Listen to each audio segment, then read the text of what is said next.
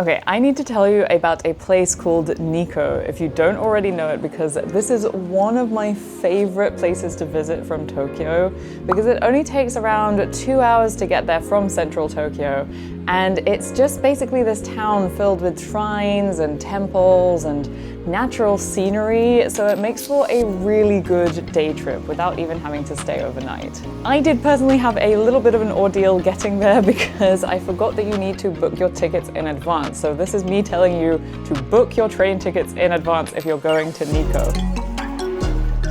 The main attraction of Nikko is the shrine and temple complex, which has this beautiful red bridge in front of it called the Shinkyo Bridge. So we start off by walking down the main street, which takes around 30 minutes and has a lot of shops and restaurants to explore along the way. And you'll know when you've got to the bridge because there will be tons of people standing by it taking pictures, just like me, because who can blame them when it looks like this? Then across the road from the bridge is the entrance, which takes around 10 minutes before you get to anything of interest, and then you'll find yourself at Rinnoji Temple. This is on an autumn day. Nikko is known for its beautiful autumn scenery, so that is when it is the most crowded, but it's also when it really is the most beautiful. During my visit, there was this small kind of fair going on, so I got myself some very garlicky gyoza before moving on to Gomado Hall. And this is where you can get goshuin. A goshuin is basically a seal or signature written by the monk at a shrine or temple. And it's just like a record of your visit. So once you get one, then you usually put it into your goshuin cho, which is basically like the goshuin book. And this is my one. It has all of this stuff inside.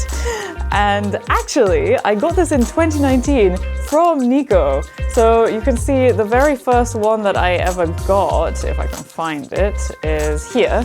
And this is the normal Nikko goshuin.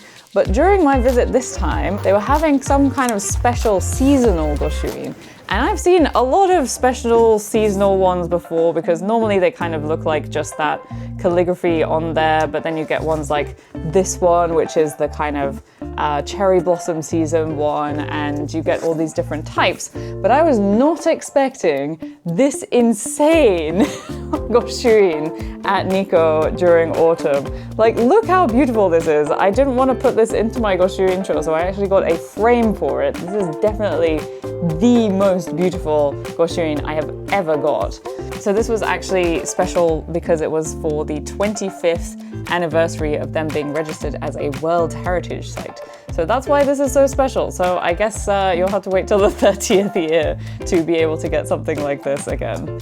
Anyway, so moving further up the path, my friend wanted to go into the museum, which I hadn't visited before. So we went in, and I have to say, I don't really recommend it. It was just like one floor of stuff. There wasn't very much in there. There was a little video as well, but somehow it cost 1,600 yen, which is just a bit insane to me. So I just don't really think it's worth it unless you have some kind of combined pass, I think. So then moving up to the end of this kind of walkway, I wanted to show my friend the monkey sculptures and the golden temple, but we saw this huge line coming out of the torii gate, and then we saw that it cost 1,600 yen to enter. This was definitely not something that I had come across before, and I did manage to find tickets online so we could skip the queue, but we'd still have to pay the 1,600 yen. Maybe if we hadn't been to the museum and just paid pretty much the same amount, then we could have gone to this, but because we had a few other things to do, we decided not to go for it this time. Here are a couple of pictures from my previous visit, so you can decide whether it's worth it for you to go into that part yourself.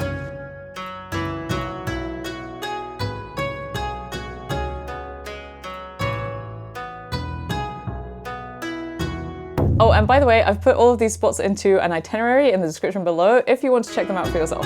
So instead we walked a little bit further round and we went to Futaro-san Shrine. But this was just a flying visit because we actually wanted to make it to Kanmangafuchi Abyss before the sun went down. And it's about a 20 to 30 minute walk from that shrine area to the abyss. So we just made a quick visit to the shrine and then continued on to the abyss. And on the way, we also saw this cool ivy-covered convenience store. And although Toshogu is one of the most popular attractions of Nikko, my favorite spot in Nikko is this abyss because it's just so beautiful. There's something mystical about it.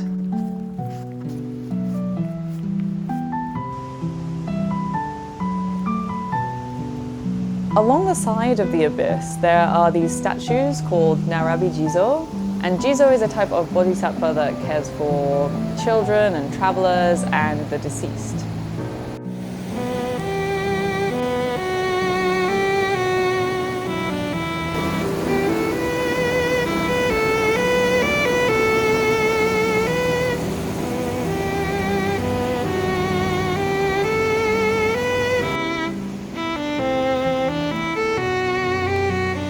There's also this pavilion called the Reihikaku Pavilion, which used to hold the Gomataki Fire Festival.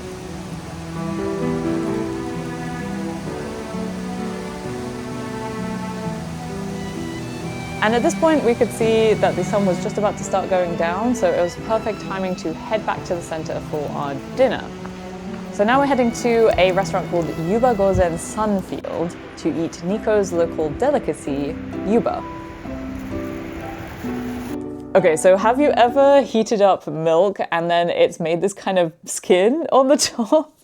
Well, if you did that with soy milk and then you collected that skin each time that you heated it up, you would get yuba. Because it's basically just this dish made of tofu skin. And you collect all of these pieces and layer it up and make it into a bunch of different dishes. And at Yuba Gozen Sunfield, you get a whole different array of these dishes. I think my favorite was the fuku yuba, which is just a big roll with a mild tofu flavor and a unique texture. But the meal overall is a very fun exploration of the cuisine. Highly recommended from me. I do need to tell you though that pretty much everything closes at around 5 or 6 p.m. So as soon as we came out of the restaurant, everything was shut. There were no shops, no restaurants, no anything. So it is best to either have an early dinner and then head back to Tokyo, or just go back to Tokyo for dinner there. But because our tickets were for a slightly later train, then we had a bit of time to kill. So we actually went to a place called Nikko Sakaya, which is just by the station. And they sell something called age yuba. And so that is basically yuba that has been filled with red bean paste, then deep fried and sprinkled with salt. And it is delightful. So if you're visiting Tokyo, I highly recommend a trip to Nikko. But if you want to learn more about Japan travel, then you can sign up to my monthly newsletter in the description below. Otherwise, I'll see you next time. Bye!